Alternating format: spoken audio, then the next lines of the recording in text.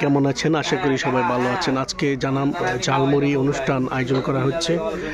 আমাদের বিল্লাল ভাই এবং আমাদের আব্বাস ভাই ঝালমুড়ির আয়োজন করতেছে। এটা খুব দারুণ একটা প্রোগ্রাম। দেখা যাক কি অবস্থা হয়। ঝালমুড়ি খাওয়া হবে এখন। একটা সুন্দর একটা ব্লগ বানিয়ে ফেলছি আপনাদের জন্য। এই পরিশ্রমটা করতেছে আমাদের বিল্লাল ভাই, আব্বাস ভাইয়ের নেতৃত্বে স্পন্সর করেছে আব্বাস ভাই। এই হচ্ছে পরিস্থিতি, চেষ্টা করতেছে বিল্লাল ভাই। দেখা যাক কি হয় না হয়।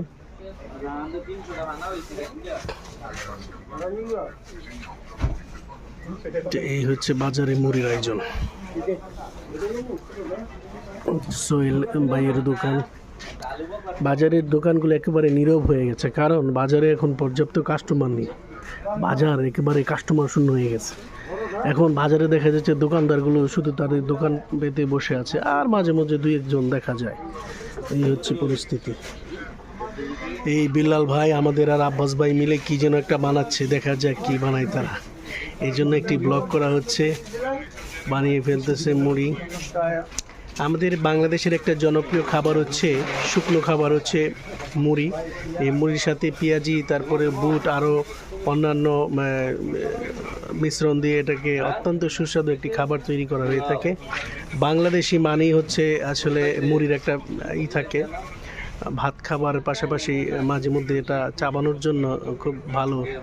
শীতকালে বিশেষ করে এটা বেশ খাওয়া হয়, খুব সুস্বাদু একটা জিনিস। এখন বিল্লাল ভাই হাত ঢুকিয়ে দিচ্ছে। এই হচ্ছে অবস্থা। সরিষার তেল দেওয়া হচ্ছে, সেজন্য আমি একটা ব্লগ করে ফেলতেছি। এই ব্লগে যদি পর্যাপ্ত লাইক করে কমেন্ট করে, তাহলে এই ব্লগের টাকা দিয়ে আমরা ভবিষ্যতে মুড়ি খেতে পারবো আরও সুস্বাদু করে। দেখা যাক ইউটিউবে সেই আয়টা হয় কি না। যদি এই আয়টা হয়, সেই আয় দিয়ে প্রতিদিন ইনশাল্লাহ মুড়ি বানিয়ে খাওয়া হবে। কি কোন বিল্লাল ভাই? আমাদের বিল্লাল হোসেন আজারি সাহেব। হ্যাঁ, বিল্লাল হোসেন আজারি সাহেব হাফেজ মানুষ।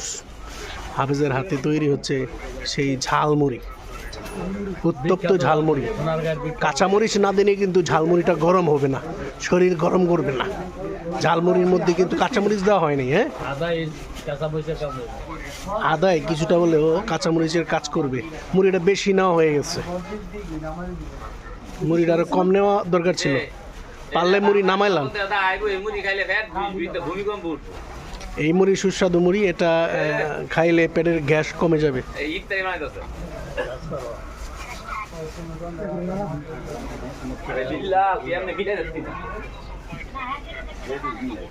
কিছু নামাইলাম মুড়ি।